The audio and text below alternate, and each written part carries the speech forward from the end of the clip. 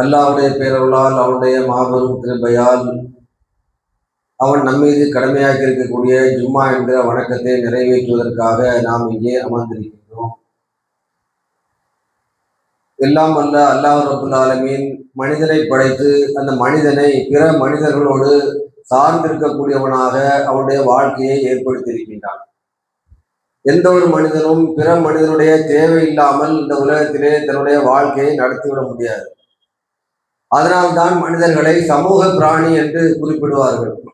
மனிதன் சமூகமாக தான் வாழக்கூடியவனாக இருக்கின்றான். பிற மனிதர்களோடு பழகுவதன் மூலமாக, பேசுவதன் மூலமாக தான் தன்னுடைய தேவையை நிறைவேற்றிக் கொள்ளக்கூடியவனாக மனிதன் இருக்கின்றான். அப்படி மனிதன் தன்னுடைய தேவைகளை, தனக்கு தேவையான உதவிகளை, அவசியங்களை நிறைவேற்றிக் கொள்வதற்கு பிறருடன் பேசும் பொழுது அந்த பேச்சானது சில நேரங்களில் அவனுடைய வாழ்க்கைக்கு முன்னேற்றத்தை ஏற்படுத்தக்கூடியதாக, வளர்ச்சியை ஏற்படுத்தக்கூடியதாக இருந்தாலும் சில நேரங்களில் அது அவனுக்கு பாதிப்பை ஏற்படுத்தக்கூடியதாகவும் அமைந்துவிடும். அதனால் ஒரு மனிதன் பிற மனிதர்களுடன் பேசும் பொழுது அந்த பேச்சிலே அவனுடைய பயன்படுத்தக்கூடிய வார்த்தைகளை கவனமாக எடுத்து கையாள வேண்டும். எந்த வார்த்தையை எந்த நேரத்திலே பேச வேண்டும், எந்த சூழ்நிலையிலே பேச வேண்டும், எந்த இடத்திலே பேச வேண்டும், யாரிடம் எப்படி பேச வேண்டும் என்பதையெல்லாம் தெரிந்து தன்னுடைய பேச்சை ஒரு மனிதன் அமைத்துக் கொள்ள வேண்டும். ஒரு மனிதன் பல்வேறு நிலைகளிலே இந்த உலகத்திலே இருக்கிறான். தலைவனாக இருக்கிறான், கணவனாக இருக்கிறான், ஒரு முதலாளியாக இருக்கிறான், ஒரு வேலைக்காரனாக இருக்கிறான், மனைவியாக பெண்கள் இருக்கிறார்கள். இப்படி என்று பல்வேறு நிலைகளில் இருக்கும்போது ஒவ்வொரு நிலைக்கும் ஏற்றவாறு அவனுடைய பேச்சுக்கள் அமைய வேண்டும். அந்த நிலைகளுக்கு ஏற்றவாறு, அந்த ஸ்டேட்டஸுக்கு ஏற்றவாறு அவனுடைய பேச்சு இல்லை என்று சொன்னால் அது அவனுக்கு பாதிப்பை ஏற்படுத்தும். சரியான முறையில் இருந்தால் அவனுக்கு பெரிய உயர்வை தரக்கூடியதாகவும் இருக்கும். அதிலும் குறிப்பாக ஒரு உயர்ந்த பொறுப்பிலே, பெரும் பதவிகளிலே, தங்களுடைய கட்டுப்பாடுகளிலே மக்கள் இருக்கும் பொழுது ஒருவர் எப்படி பேச வேண்டும், எப்படி நடக்க வேண்டும் என்பதை கவனமாக இருக்க வேண்டும். தலைவராக இருக்கக்கூடியவர், அவருக்கு என்று பல பொறுப்புகள் இருக்கிறது. அவருக்கு கீழ் அதிகமான மக்கள் அவரை பின்பற்றக்கூடியவர்களாக இருப்பார்கள். அப்படிப்பட்ட சூழ்நிலையிலே அவர் பேசக்கூடிய, அவர் உச்சரிக்கக்கூடிய ஒவ்வொரு வார்த்தையும் கவனம் பெறக்கூடியதாக இருக்கும். அதற்கு தகுந்த போல அவருடைய வார்த்தைகளை பயன்படுத்த வேண்டும். அவருடைய பழக்க வழக்கங்கள், அவருடைய ஒழுக்கங்கள், அவருடைய பேச்சுக்களை அமைத்துக் கொள்ள வேண்டும். இந்த உலகத்திலே நபிகள் நாயகம் ஸல்லல்லாஹு அலைஹி வஸல்லம் அவர்கள் ஆன்மீக தலைவராகவும் அரசியல் தலைவராகவும் திகழ்ந்திருக்கின்றார்கள். அதிகமான மக்களுக்கு வழிகாட்டியாக அந்த காலகட்டத்திலே அவர்கள் திகழ்ந்திருக்கிறார்கள். அப்படிப்பட்ட நபிகள் நாயகம் ஸல்லல்லாஹு அலைஹி வஸல்லம் அவர்கள் அந்த மக்களால் ஈர்க்கப்படுவதற்கு முக்கியமான காரணம் என்னவென்று சொன்னால் அவருடைய பேச்சுக்கள், அவருடைய பழக்கங்கள், மக்கள் மத்தியிலே அவருடைய நடவடிக்கைகள், இதுதான் அந்த மக்களை அவரின்பால் ஈர்த்தது. ரசூல் ஸல்லல்லாஹு அலைஹி வஸல்லம் அவர்களை பற்றி அல்லாஹ் ரப்புல் ஆலமீனே இன்னக்கல் அலா ஹுலுக்கின் அலீம், நபியே நீங்கள் மகத்தான குணமுடையவராக இருக்கிறீர் என்று சர்டிபிகேட், சான்றிதழ் கொடுக்கக்கூடிய வகையில ரசூலுல்லாஹ்வுடைய அது வாழ்க்கை இருந்தது. அவர்கள் பிறரிடம் நடைமுறைப்படுத்திய பழக்க வழக்கங்கள் இருந்தது. மக்கள் மத்தியிலே அவர்கள் பேசிய பேச்சுக்கள் அமைந்திருந்தது. பேச்சுக்களும் அந்த குணத்துல தானே வரும். ஒரு மனுஷன் நல்ல செயல்களை செய்தாலும் அவன் பேச்சு சரியில்லைன்னு சொன்னா அவனை குணம் உள்ளவனை யாராவது சொல்லுவாங்களா? எல்லாருக்கும் தான தர்மம் பண்றான், எல்லாருக்கும் வாரி கொடுக்குறான், நல்ல காரியத்தை செய்யறான், ஆனா யாரை பார்த்தாலும் எரிஞ்சு எரிஞ்சு விழுறான், அவனை குணம் உள்ளான்னு யாராவது சொல்லுவாங்களா? அப்ப அந்த பேச்சு, அவருடைய வார்த்தைகள் கூட அவருடைய குணத்துல அடங்கக்கூடியதா இருக்குது. அப்ப ரசூல் ஸல்லல்லாஹு அலைஹி வஸல்லம் அவர்களுடைய அந்த குணம் மக்கள் எல்லாம் பாராட்டக்கூடிய வகையில, அல்லாவே சான்றிதழ் கொடுக்கக்கூடிய வகையில இருந்தது என்று சொன்னால், மகத்தான குணமுடையவர் என்று கூறக்கூடிய வகையில் இருந்தது என்று சொன்னால், அவருடைய பழக்கம் மட்டும் இல்லை, அவருடைய பேச்சுக்கள், மக்கள் மத்தியில அவர் பயன்படுத்திய வார்த்தைகள், அதுவும் சிறப்புமிக்கதா இருந்தது. மக்கள் எல்லாம் அதை பார்த்து ஈர்க்கக்கூடிய வகையில் இருந்தது. ரசூல் ஸல்லல்லாஹு அலைஹி வஸல்லம் அவர்கள் ஏகத்துவத்தை பிரச்சாரம் செய்கிறார், இந்த இஸ்லாமிய மார்க்கத்தை மக்கள் மத்தியிலே சொல்லிக் கொண்டிருக்கிறார் என்ற தகவல் கேள்விப்பட்ட உடனே அபூதர் ஹிஃபாரி ரலியல்லாஹு அன்ஹு அவர்கள் அவங்க இஸ்லாத்துக்கு ஏற்றுக்கொள்வதற்கு முன்னாடி இந்த தகவலை கேட்கிறாங்க. ஒருத்தர் நபின்னு சொல்லிருக்கிறாரு, இறைவன் ஒருவன் தான் சொல்றாரு, அப்படி தகவல் கேட்ட உடனே தன்னுடைய தம்பி, தன்னுடைய சகோதரர் உனைஸ் அவர்களை அனுப்பி நீங்க அந்த மக்காவுக்கு போங்க, அங்க ஒருவர் இப்படி பிரச்சாரம் பண்ணிட்டு இருக்கிறாரு, ஏகத்துவத்தை பிரச்சாரம் பண்றாரு, அவரை பத்தி விசாரிச்சுட்டு வாங்க, அவர் சொல்ற கொள்கை சரியா தவிர அது ஒரு பக்கம். இன்னொரு பக்கம் அவர் எப்படிப்பட்டவர், அவர் என்ன மாதிரி மக்கள்கிட்ட பேசுறாரு என்று பார்த்து விசாரிச்சுட்டு வாங்க என்று சொல்லி அனுப்பி வைக்கிறாங்க.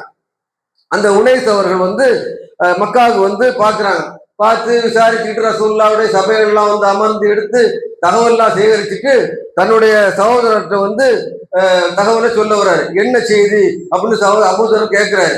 கேட்ட உடனே அவர் சொல்கிறார், எவ்வொரு மக்காரிமில் அகலாக், அவர் மக்கள் மத்தியிலே நல்ல விஷயங்களை, நல்ல ஒழுக்கங்களை ஏவக்கூடியவராக, கட்டளையிடக்கூடியவராக இருக்கிறார், தீயதை தடுக்கக்கூடியவராக இருக்கிறார் என்று சொல்றார்.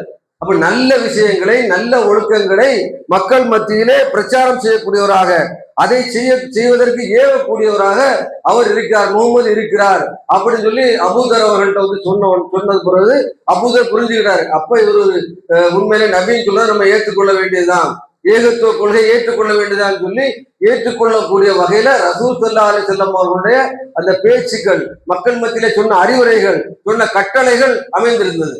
அப்ப அந்த நம்முடைய வார்த்தைகள் எப்படி இருக்க, ஒரு தலைமை பொறுப்பில் இருக்கக்கூடியவர், ஒரு தலைவர் பொறுப்பில் இருக்கக்கூடியவர் எப்படி இருக்க வேண்டும் என்று சொன்னால் அவருடைய வார்த்தைகள் கண்ணியமா இருக்கணும். மக்களுக்கு ஒரு அறிவுரை சொன்னாலும், ஒரு நல்ல சட்டத்திட்டங்களை சொன்னாலும் அது மக்களை புண்படுத்தாத வகையிலே, அவர்களிடம் கனிவாக அவர்களை கண்ணியப்படுத்தக்கூடிய வகையில இருக்கணும். ஒரு மூமின், ஒரு இறை நம்பிக்கையாளனுக்கு தலைவராக இருக்கக்கூடியவர் இப்படித்தான் இருக்க வேண்டும் என்று அல்லாஹ்வே குர்ஆன்ல சொல்லி காட்டுகிறான். அல்லாஹ் குர்ஆன்ல சொல்லி காட்டும் பொழுது, லைசல் மூமினு பித்தகானி வலல் லஹானி வல் ஃபாஹிஷி வல் பதி, ஒரு மூமின் எப்படிப்பட்டவனா இருக்க மாட்டான் என்று சொன்னால், அவன் சபிக்கக்கூடியவனாக, அருவருக்கத்தக்க வார்த்தைகளை பேசக்கூடியவனாக, மட்ட ரகமான கெட்ட வார்த்தைகளை பேசக்கூடியவனாக ஒரு மூமின் இருக்க மாட்டான் என்று சொல்லி அல்லாஹ்வே குர்ஆன்ல சொல்லி காட்டுகிறான். அப்போ ஒரு மூமின் ஏன் அப்படி இருக்க மாட்டான்னு சொல்றான், ஏன் அதை அப்படி செய்ய வேண்டும் அல்லாஹ் கட்டளையிடுறான்னு சொன்னால், அல்லாஹ்வுக்கு பிடிக்காத ஒரு விஷயம் என்னன்னு சொன்னா இந்த மாதிரி கெட்ட வார்த்தை பேசுறது. இன்னல்லாஹ லா யுப்ஹிலுல் ஃபாயிஸ வல் பதி, அல்லாஹ் அருவருக்கத்தக்க வார்த்தையை பேசக்கூடியவர்களை அல்லாஹ் விரும்ப மாட்டான். அல்லாஹ் யார் அசிங்கமாட்டு மோசமா கெட்ட வார்த்தை பேசுறவர்களை அல்லாஹ் விரும்ப மாட்டான். அதனால அந்த மாதிரி ஒரு மூமின் இந்த மாதிரியான செயல் உள்ளவனா இருக்கக்கூடாது என்று அல்லாஹ் வலியுறுத்துகிறான். அப்போ ஒரு மூமினாக, ஒரு இறை நம்பிக்கையான ஒருத்தர் இருந்தான்னு சொன்னா இந்த அருவருக்கத்தக்க வார்த்தை, கெட்ட வார்த்தைகளை பேசக்கூடியவனாக இருக்கக்கூடாது. அதுல தலைவராக இருக்கக்கூடியவர்கள், இந்த பொறுப்பில் இருக்கக்கூடியவர்கள் பிறரிடம் பேசும் பொழுது கண்ணியமான வார்த்தைகளை கவனமாக பேசக்கூடியவர்களாக இருக்க வேண்டும். நாம சாதாரணமாக பேசக்கூடிய சில வார்த்தைகள் நம்மளை கொண்டு போய் நரகத்துல போய் சேர்த்துறோம். நம்ம அதனுடைய விபரீதம் தெரியாம பிறரை புண்படுத்தக்கூடிய வகையில சில வார்த்தைகளை பேசுறோம். ஆனா அது எங்க கொண்டு போய் நம்ம சேர்த்துறோம்? நரகத்துல கொண்டு போய் சேர்த்து. இன்னல் அத்தல எத்த கல்லமோ ஃபில் கலிமத்தி மா எத்த பையனு ஃபீகா, அது சாதாரணமா ஒரு மூமின், ஒரு இறைநம்பிக்கையாளன், ஒரு அடியான் ஒரு வார்த்தையை பேசிடுவான், அதனுடைய விபரீதம் தெரியாம எகுபிபிகா பின்னார், அது அவனை நரகத்திலே கொண்டு போய் சேர்த்து விடும் என்று அல்லாஹ் குர்ஆன்ல சொல்லி காட்டுறான். அப்போ ஒரு அடியான் ஒரு வார்த்தையை விவரம் பேசிடுறான், அந்த பேச்சு அந்த வார்த்தை நரகத்துல எங்க கொண்டு போய் சேர்க்கணும்னா நரகத்துல எங்க என்று சொன்னால் அது அபத மிம்மா பைன அல் மஸ்ரிகி வல் மஹரிபி, அது கிழக்குக்கும் மேற்குக்கும் இடைப்பட்ட தூரம் எவ்வளவு இருக்கிறதோ அந்த தூரத்துக்கு நிகரான ஆழத்துல கொண்டு போய் நரகத்துல சேர்த்துரும் என்று நம்ம எச்சரிக்கப்பட்டிருக்கு. அப்போ நம்ம பேசக்கூடிய வார்த்தைகள் ரொம்ப கவனமா இருக்கணும், நல்ல வார்த்தைகளா இருக்கணும். சில வார்த்தைகள் நம்மளை சொர்க்கத்துக்கு கொண்டு போய் சேர்த்துரும். சில வார்த்தைகள் நம்மளை கவனம் இல்லாம நம்ம நல்ல வார்த்தையை பேசினா கூட அந்த வார்த்தை சொர்க்கத்துக்கு கொண்டு போய் சேர்த்தோம். சில வார்த்தைகள் மோசமான வார்த்தைகளா அமைந்து பிறரை பாதிக்கக்கூடிய வகையில, துன்புறுத்தக்கூடிய வகையில் அமைந்ததுன்னு சொன்னால் அது நம்ம நரகத்துல கொண்டு போய் சேர்த்து விடும் என்று நமக்கு எச்சரிக்கப்படுகிறது. ரசூல் ஸல்லல்லாஹு அலைஹி வஸல்லம் குறிப்பிடுகிறார்கள், ஒரு மனிதன் தன்னுடைய வாய், 2 உதடுக்கு இடையில் உள்ள அந்த உறுப்பையும் 2 கால்களுக்கு இடையில் உள்ள அந்த உறுப்பையும் பேணி பாதுகாப்பேன் என்று உறுதிமொழி எடுத்தான் என்று சொன்னால், அதுக்கு பொறுப்பேற்றுக் கொண்டான் என்று சொன்னால் அவனுக்கு சொர்க்கத்திற்கு நான் பொறுப்பேற்றுக் கொள்கிறேன் என்று ரசூலுல்லாஹ் சொல்றாங்க.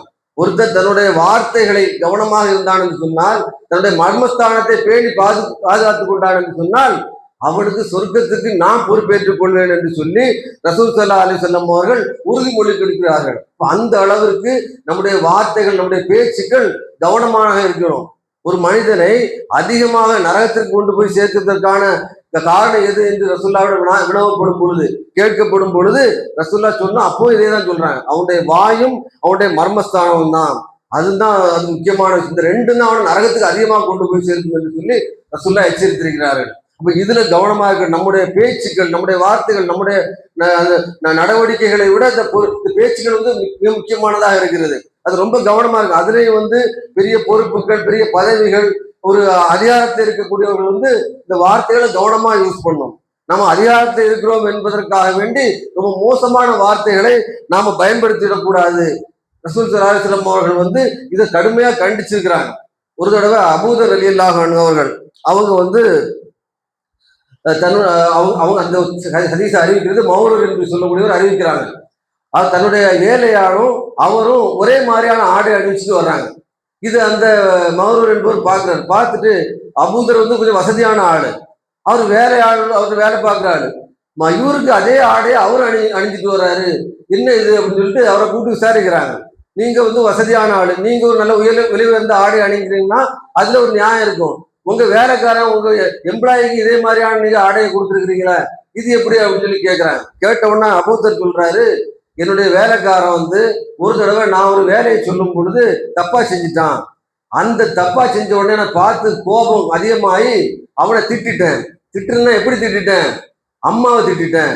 அவனை திட்டுறதோடு மட்டும் இல்லாம பொதுவாக எல்லாரும் அப்படித்தானே, யாராவது ஏதாவது தப்பு செய்தாங்கன்னா திட்டுறதுன்னா எப்படி திட்டுறாங்க, செய்தவனே தப்பு செய்தவனே திட்டுறாங்க, அவனுக்கு அப்பா அம்மா அவனுக்கு குடும்பத்தையே தான் திட்டுவாங்க.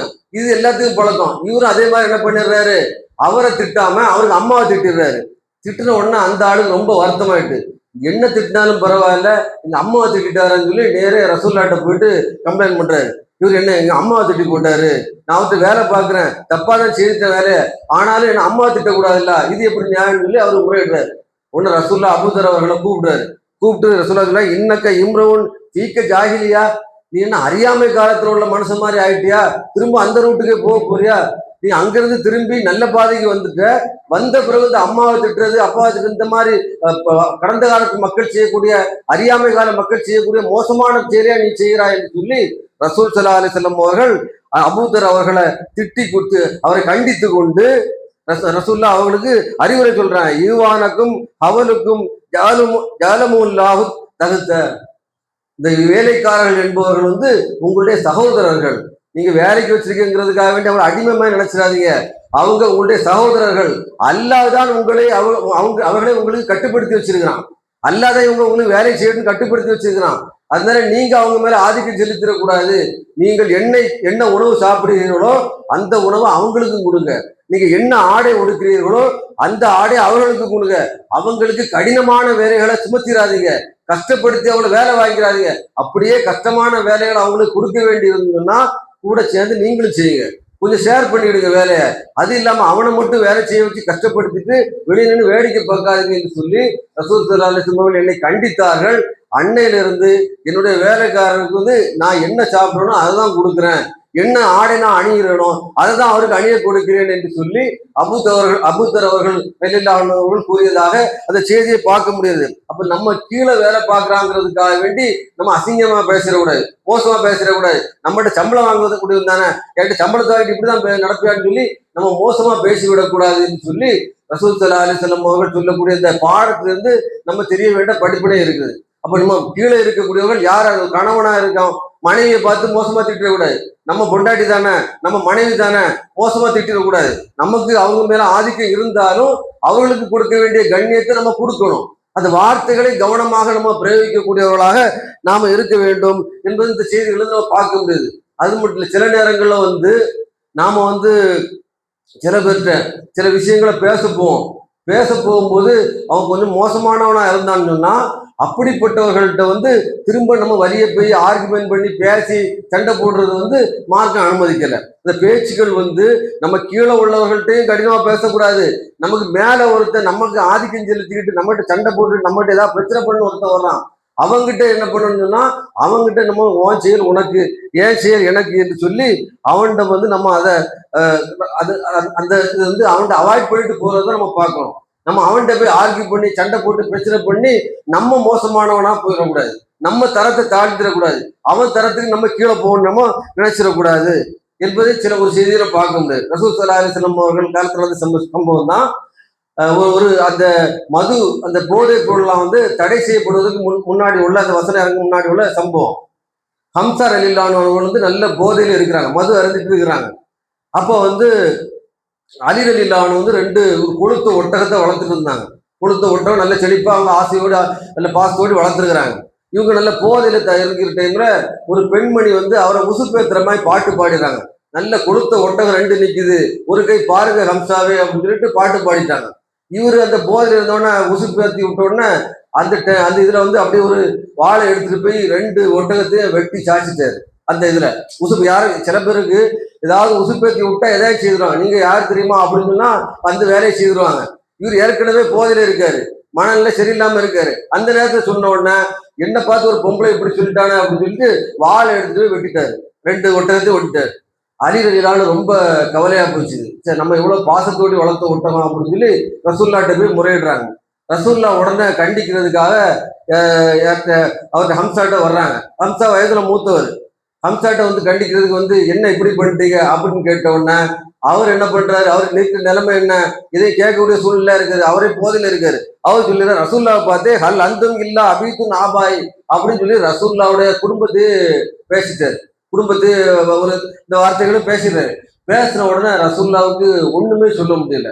பேசாம அப்படி அந்த இடத்துல இருந்து நகர்ந்து போயிடுறாங்க. அப்போ இந்த சம்பவத்துல நம்ம என்ன தெரிய முடியுதுன்னா, ஒருத்தர் நம்ம பேசுறோம், அவன் ஏதாவது சொல்லிட்டான்னா அவன் திட்டினாங்கிறதுக்காக நம்மளும் கூட சேர்ந்து அவன்கிட்ட சண்டை போட்டு பிரச்சனை பண்ணி அவன் லெவலுக்கு நம்ம போகக்கூடாது என்பதற்கு இந்த சம்பவம் வந்து நமக்கு ஒரு ஒரு உதாரணமா இருக்குது என்று விளங்கிக்கலாம். அப்போ நம்ம ஒவ்வொரு வார்த்தைகளையும் நம்ம இந்த உலகத்தில் நம்ம வாழும்போது பிற மனிதர்கள்ட்ட பழகும் பொழுது நம்ம பேசக்கூடிய ஒவ்வொரு வார்த்தைகளையும் வந்து ரொம்ப கவனமா இருக்கணும். வீணான வார்த்தைகள் நம்ம எந்த சூழ்நிலையும் பேசக்கூடாது, பிறர் பாதிக்கக்கூடிய வகையில வார்த்தைகளை பேசக்கூடாது. யாராவது அப்படி பேசினாங்கன்னு சொன்னா அதை கடந்து செல்லக்கூடியவர்களாக நம்ம இருக்கணும். அல்லாஹ் இதுதான் சொல்றான், ஒய்தா ஹாத்த பகுமுல் ஜாகிலூன காலு சலாமுன். வீணான விஷயத்த, மோசமான ஏதாவது காரியங்களை விஷயத்த உங்கள்கிட்ட யாராவது பேசினாங்கன்னு சொன்னா நீங்க அஸ்ஸலாமு அலைக்கும் சொல்லிட்டு அப்படி கடந்து சென்று விடுங்கள். அவங்க கிட்ட ஆர்குமெண்ட் பண்ணி நான் யார் தெரியுமா, உன்னை பத்தி தெரியாதா என்று சொல்லி அவன் லெவலுக்கு நம்ம தரந்தாழ்ந்து போகக்கூடாது என்பதை அல்லாஹ் நமக்கு வந்து சுட்டி காட்டுகிறான். அப்ப நம்ம இந்த உலகத்துல நம்ம பிற மனிதர்கள்ட்ட பேசும் பொழுது நம்மளுடைய பேச்சுக்களை கண்ணியமானதாக கவனத்தோடு அமைத்துக் கொள்ள வேண்டும். கண்ணியத்தை கொடுக்கக்கூடிய வகையில இருக்கணும். எவ்வளவு எதிரியா இருந்தா கூட, ஒரு பெரிய எதிரியா இருக்கிறான், அவன்கிட்ட போய் நம்ம பேச போறோம். அப்படி பேச போகும்போது கூட நம்முடைய வார்த்தை எப்படி இருக்குன்னு சொன்னா அதுவும் கவனமா இருக்கு, மென்மையானதா இருக்கணும். ஃபிரௌன்ட்ட வந்து அல்லாஹ் ரப்புல் ஆலமீன் வந்து மூசா அவர்களையும் ஹாரூன் அவர்களையும் அனுப்பி வைக்கிறான். அப்படி அனுப்பி வைக்கும்போது அல்லாஹ் என்ன சொல்றான், நீங்க அவங்க கிட்ட ஃபிரௌன் வந்து ரொம்ப மோசமானவன், ரொம்ப கொடூரமானவன், இந்த உலகத்துல அவன் அளவுக்கு யாரையும் கொடுங்கோலன்னு சொல்ல முடியாது. அப்படிப்பட்ட ஃபிரௌனா இருந்த பிறகு கூட அவனிடமும் அல்லாஹ் ரப்புல் ஆலமீன் என்ன சொல்றான், அவன்கிட்ட வந்து நீங்க மென்மையா பேசுங்க, நல்லதை எடுத்து சொல்லுங்க அப்படின்னு சொல்லி அல்லாஹ் அனுப்பி வைக்கிறான். ஏன்னு சொன்னா அல்லாஹ் குர்ஆன்ல சொல்லும்போது நீங்க வந்து எவ்வளவு பெரிய ஆளா இருந்தாலும் எப்படிப்பட்டவனா இருந்தாலும் நீங்க பேசும் பொழுது நீ கண்ணியமா பேசுறீங்கன்னு சொன்னால் அவன் உங்களுடைய உச்ச நண்பனா ஆகிவிடுவான் என்று அல்லாஹ் குர்ஆன்ல சொல்றான். அப்ப நம்ம பேசக்கூடிய அந்த வார்த்தைகள் வந்து நம்ம சொல்லக்கூடிய அந்த பயன்படுத்தக்கூடிய அந்த வார்த்தைகள் வந்து அது கண்ணியமாக அவன் மென்மையானதாக இருந்ததுன்னு சொன்னால் எவ்வளவு கடினமானவனா இருந்தால் கூட சில நேரங்கள்ல சரி நம்ம இவ்வளவு திட்டுறோம், இவ்வளவு பேசணும், ஆனாலும் அவன் மென்மையான மட்டும் பேசுறானே என்று சொல்லி அதுல மனம் மாறி அவன் அதை ஏற்றுக்கொள்ளக்கூடியவனா போயிடுவான். நம்ம பேசக்கூடிய வார்த்தைகளை சரியான முறையில் பயன்படுத்த நம்ம பேச்சுக்கள் கூட மறுமையில நாளைக்கு நமக்கு பெரிய தரஜா தரக்கூடியதா இருக்கும். அது பேச்சுக்கள் சரியா இல்லை என்று சொன்னால் அது நம்ம நரகத்திற்கு கொண்டு செல்லக்கூடியதா இருக்கும் என்பதை கவனத்தில் கொண்டு நம்முடைய பேச்சுக்களை அமைத்துக் கொள்ள வேண்டும் என்று இந்த உரையில கேட்டுக்கொண்டு உரையை நிறைவு செய்கிறேன். வாஹிந்தமான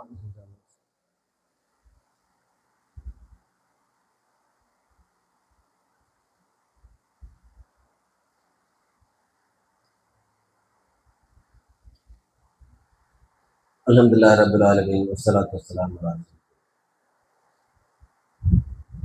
கண்ணியத்திற்குரிய எல்லாம் அல்ல அல்லாஹ் ஜல்லஷானஹு வ தஆலாவின் நல்லடியார்களே, பேச்சின் ஒழுங்குகளை பற்றி நாம் முதல் உரையிலே பார்த்தோம். அதிலும் பெரும் பொறுப்பிலே இருக்கக்கூடியவர்கள், முதலாளியாக இருக்கக்கூடியவர்கள், தலைவராக இருக்கக்கூடியவர்கள் தங்களுக்கு கீழ் உள்ளவர்களிடம் எப்படி பேச வேண்டும் என்பதை இஸ்லாம் நமக்கு எப்படி வழிகாட்டி தந்திருக்கிறது என்பதையும் நபி ஸல்லல்லாஹு அலைஹி வஸல்லம் அவருடைய வாழ்க்கையிலிருந்து நாம் அறிந்து கொள்கிறோம்.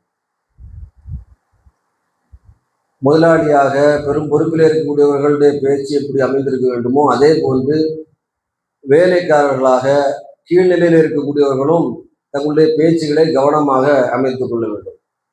நேரில் பேச முடியாது என்பதற்காக வெளியே போய் பேசக்கூடியவர்களை தான் நம்ம பார்ப்போம். கீழ்நிலையில் உள்ளவர்கள் நேரடியாக அட்டாக் பண்ண முடியாது, நேரடியாக பேச முடியாது. என்ன பண்ணுவாங்க, வெளியே போய் நின்றுட்டு அவங்க எல்லாம் யார் தெரியுமா, என்ன பற்றி பேச வர்றான் அப்படின்னு சொல்லி மறைமுகமாக பேசக்கூடிய நிலையை நம்ம பார்க்க முடியுது. முதலாளியை பற்றி தொழிலாளி பேசுறது, தலைவரை பற்றி தொண்டர்கள் பேசுறது, இந்த மாதிரி நிலையை நம்ம பார்க்க முடியுது. இப்படி பேசுவது நம்ம தவிர்த்து கொள்ள வேண்டும். ஏனென்று சொன்னால் நம்ம எந்த சூழ்நிலையில பேசினாலும் அல்லாஹ் நம்மை பார்த்து கொண்டிருக்கின்றான் என்பதை நம்ம பார்க்கணும். இன்னஹு யஅலமு சிர்ர வ அஃபா. நீங்கள் சொல்லை சத்தமாக பேசினாலும் ரகசியமாக பேசினாலும் அல்லாஹ் பார்த்து கொண்டிருக்கிறான் என்று அல்லாஹ் சொல்றான். அப்போ அதை நம்ம கவனத்தில் வைக்கணும். நம்ம வெளியே போய் அவனுக்கு கேட்கவா போகுது, அவனுக்கு தெரியவா போகுது அப்படின்னு சொல்லி நம்ம வெளியே பேசுவோம்.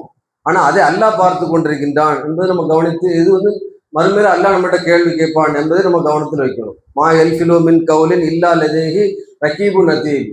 நீங்க ஒரு சொல்லை மொழிந்தீர்கள் என்று சொன்னால் என்னுடைய எழுத்தாளர்கள் ரகீப் அதீப் என்று சொல்ல 2 எழுத்தர்கள் அந்த பதிவு புத்தகத்துல பதிவு செய்யாம ஒரு வார்த்தை கூட மிஸ் ஆகாது என்று அல்லாஹ் எச்சரிக்கிறான். இப்போ நம்ம பேசுற எந்த வார்த்தையும் நம்ம ஒழிச்சுன்னு பேசலாம், வெளியே போயிட்டு பேசலாம், அவனுக்கு தெரியாம பேசலாம், முதலாளியை பத்தி பேசலாம், தலைவரை பத்தி பேசலாம், பொறுப்புல உள்ளவங்களை பத்தி பேசலாம். ஆனா அது அவங்களுக்கு தெரியாம போனாலும் அல்லாஹ்வுக்கு தெரியும். அல்லாஹ் பார்த்து கொண்டிருக்கின்றான் என்பதை கவனத்தை வச்சு பேசணும். அது மட்டும் இல்லை, பேசும்போது பட்ட பேர் வச்சு கூட பேசுவாங்க சில பேர். அவனை பேசும்போது கோபம் வந்துட்டுன்னு சொன்னா வெளியே பேசுறது போது ஒரிஜினல் பேரை சொல்லி பேச மாட்டாங்க, நல்ல வார்த்தைகளை சொல்லி பேச மாட்டாங்க. அவனுக்கு என்னென்ன கெட்ட பேர் சொல்லி பேச முடியுமோ அப்படி பேசுவாங்க. இப்படி பட்ட பேர்களை சொல்லி பேசுவது அல்லாஹ் கண்டிச்சிருக்கா. இப்படி பேசக்கூடாது. உலா தனாபிசு பில் அல்காப். நீங்கள் ஈமான் கொண்ட பிறகு, இறை நம்பிக்கை கொண்ட பிறகு திரும்ப இந்த மாதிரி பிறரை பட்ட பேர் சொல்லி மோசமாக அழைப்பது தகாது என்று அல்லாஹ் கண்டிக்கிறான். அப்படி பேசக்கூடாது. அது இப்போ பட்ட பேர் வைக்கலாம், பட்ட பேர் சொல்லி பேசலாம். எப்போ என்று சொன்னால் அந்த பட்ட பேர் அந்த பேசப்படுபவருக்கு பாதிக்கப்படக்கூடியதா இருக்கக்கூடாது, அவர் வருத்தப்படக்கூடியதா இருக்கக்கூடாது, புண்படுத்தக்கூடிய வகையில் இருக்கக்கூடாது. எல்லாரும் அப்படி அழைக்கிறத அவர் ஏற்றுக்கொள்றதா இருந்தா அப்போ பட்ட பேர் சொல்லலாம். அவர் அடையாளத்துக்காக சொல்லலாம்.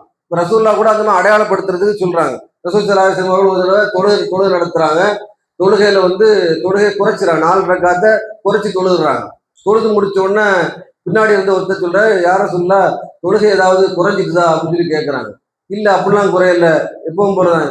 இல்ல நீங்க ரக்காத்தை குறைச்சி தொழுதுட்டீங்க அப்படின்னு சொல்றாங்க. ரசூல்லா அப்படி இல்லைன்னா கரெக்டா தான், இல்ல நீங்க ரக்காத்தை குறைச்சி தொழுதுட்டீங்க அப்படின்னு சொன்னோன்னே ரசூல்லா திரும்பி சொல்றாங்க, அசகத துல் யதேன். இந்த 2 கை நீளமா இருக்குங்களா, அவர் சொல்றதை நீங்க எல்லாரும் ஏத்துக்கிட்டீங்களா, அவர் சொல்ல உண்மையான்னு கேட்கிறாங்க. அதாவது அவர் கை கொஞ்சம் நீளமா இருக்கும் போல அதுக்கு வேண்டிய அடையாளத்துக்காக ரசூல்லானுக்குன்னா கை நீளம் உள்ள ஒரு ஆள் சொல்றாரு, இதை நீங்க எல்லாரும் ஏத்துக்கிட்டீங்களா, நான் தப்பாதான் தொழுதுனா குறைச்சுதான் தொழுதுனா என்று கேட்கிறாங்க. மக்கள் ஆமா என்று சொன்னதாக அந்த செய்தியை பார்க்க முடியும். அப்போ அந்த மனிதர் அதை பெருசா கண்டிக்கல, அதை தப்புன்னு சொல்லிட்டு அந்த இடத்த சுட்டி காட்டவும் செய்யல, அதை ஏத்துக்கிட்டாங்க. ஏன்னா எல்லா மக்களும் அப்படிதான் சொல்லுவாங்க போல, கை நீளம் உள்ள ஆளு அப்படின்னு சொல்லி ஏதாவது சொல்லியிருப்பாங்களா இருக்கும். அப்ப ஏதாவது அடையாளத்துக்காக ஒருத்தரை ஏதாவது பட்ட பேர் சொல்லலாமே தவிர அவர் புண்படுத்தக்கூடிய வகையில இருந்ததுன்னா இப்படி சொல்லாதீங்க, எனக்கு கஷ்டமா இருக்கு ஒருத்தர் சொன்னா இருந்ததுன்னா திரும்ப சொன்ன பிறகுதான் திரும்ப சொல்லுவாங்க. ஒருத்தர் பட்ட பேர் வச்சு கூப்பிடுவோம், அவர் எனக்கு பிடிக்கல இப்படி சொல்லாதீங்கன்னு சொன்னா அவன் சொன்னதுக்கு அப்புறம் தான் திரும்ப திரும்ப சொல்லுவாங்க. இப்படிப்பட்ட பழக்கம் மக்கள்கிட்ட இருக்கு. அப்படி சொல்லாங்கன்னா அதை நம்ம திரும்ப சொல்லக்கூடாது. அவர் விருப்பப்படலை, அவர் வருத்தப்படுறாருன்னு சொல்லி அந்த பட்ட பெயர் சொல்வது தவிர்த்து கொள்ள வேண்டும். இப்போ இந்த மாதிரி விஷயங்களை நம்ம கவனத்தில் கொண்டு நம்முடைய பேச்சுகளை அமைக்க வேண்டும் என்று கேட்டுக்கொண்டு இந்த உரையை நிறைவு செய்கிறேன். வாஹிர் தவானா அனிஹம்துல்லாஹி அஸ்ஸலாமு அலைக்கும்.